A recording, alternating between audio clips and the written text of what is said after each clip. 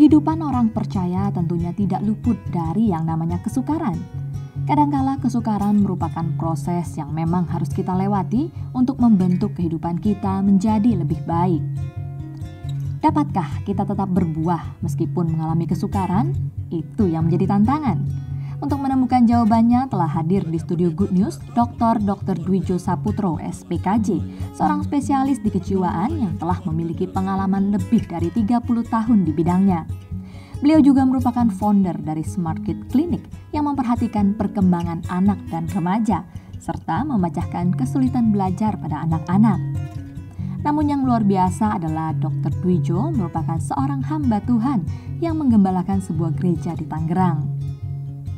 Dalam episode Berbuah di Tengah Kesukaran, beliau akan membahas kunci bagaimana kita tetap bisa menjadi berkat dan berbuah di tengah dunia, walaupun di tengah kondisi yang sulit dan sukar.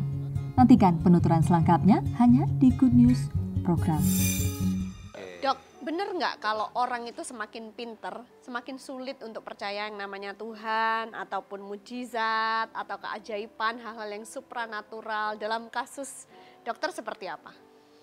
Begini, kalau menurut saya benar dalam arti tentunya tidak digeneralisasi semua orang yang pintar sulit menerima Tuhan.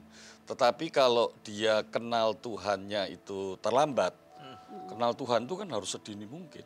Mungkin orang pikir kapan-kapan aja kenal Tuhan. Ya kita, dulu saya juga anggapannya begitu kan. Yang penting hidup benar, kenal Tuhan nanti aja. Ya. Kalau udah sakit-sakitan, mau mati baru kenal Tuhan. Ya. Biar gak rugi gitu ya. Ternyata berbeda konsep pandangannya. Nah, perbedaan ini yang kemudian saya baru pahami bahwa mengenal Tuhan itu harusnya sedini mungkin. Sebab perkembangan otak kan juga sudah terjadi sedini mungkin. Nah, Tuhan menciptakan otak juga dengan satu tujuan. Nah, seringkali kalau kita di gereja, ya, khotbah, ya, saya khotbah, Daniel khotbah, Debbie khotbah, kan yang sering kita khotbahkan masalah roh, esensi manusia adalah roh, masalah hati. Nah, terus di mana otaknya kan seringkali kita, ya kan? Orang Jawa bilang ya, nangen di otaknya gitu, di mana? Loh, padahal otak itu kan diciptakan Tuhan. Yang disebut roh, itu juga pasti waktu bekerja roh kan tentu mempengaruhi otak. Yang disebut hati itu sebetulnya kan bukan organ, bukan seperti jantung, seperti liver. Hati kan adalah suatu fungsi sehubungan dengan manusia itu roh. Nah, kemudian Alkitab menyebutnya seringkali berulang kali dengan pengertian yang berbeda-beda, tapi intinya di dalam manusia itu ada hati. Dan Alkitab mengatakan segala sesuatu berasal dari hati. Nah, otak ini kan memproduksi pikiran. Jadi hati itu waktu mewujudkan pikiran di dalam tubuh manusia ini, yang berfungsi adalah otaknya.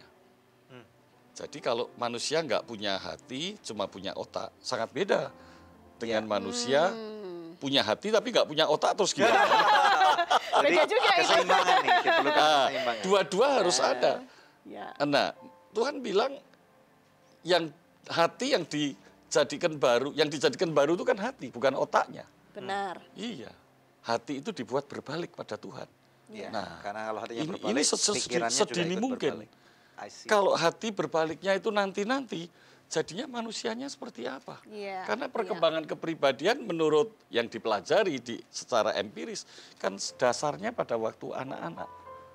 Betul kan? Iya. Kepribadian ada psikologi perkembangan. Jadi orang yang semakin pintar semakin susah Tuhan karena hatinya belum mengenal Tuhan. Telat, hatinya tuh mengeras terus. Ingin bertanya lebih lanjut nih kepada Dr. Dwijo. Dok, dengan perkembangan zaman yang sedemikian rupa, kita tahu permasalahan yang dihadapi oleh orang-orang zaman sekarang ini sangat berat ya, Dok. Dan tentunya penanganannya nggak bisa sama seperti 20 atau 30 ataupun 40 tahun yang lalu, karena dengan teknologi yang udah semakin maju dan lain sebagainya.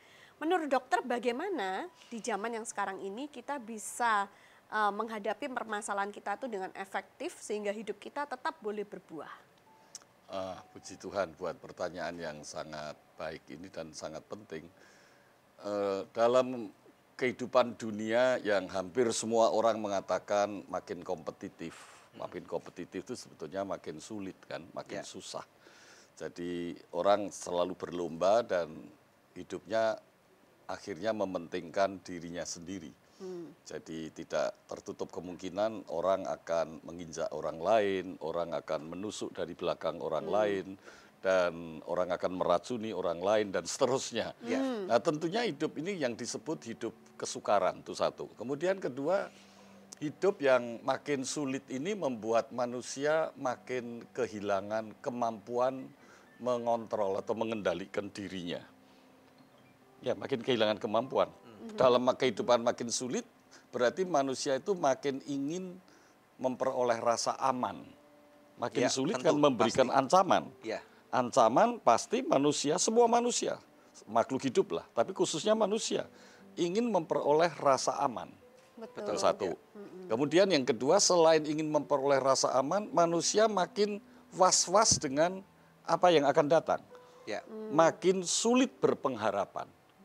Tanpa ditopang oleh hal-hal tadi yang disebut. Sudah pinter, sudah punya uang. Sehingga orang pikirnya untuk menjamin ke depan harus punya uang. Banyak lagi uangnya. Nah, ukuran banyak ini bisa sampai nggak terbatas. Betul kan?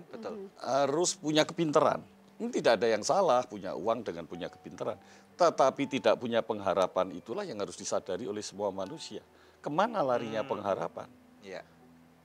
Kenapa sudah punya uang dan punya rumah tetap tidak ada rasa aman? Kenapa sudah punya uang dan punya rumah, punya kepintaran lagi, tetap tidak punya rasa bisa mengendalikan situasi kehidupan ini, selalu was-was. Berarti ada sesuatu yang hilang. Yang hilang apa? Relasi dengan Tuhan. Hai pemirsa, Anda diberkati dengan episode yang baru saja Anda saksikan. Jangan lupa subscribe di channel YouTube kami, oke? Karena masih ada begitu banyak episode Good News lainnya yang pasti akan memberkati kehidupan Anda.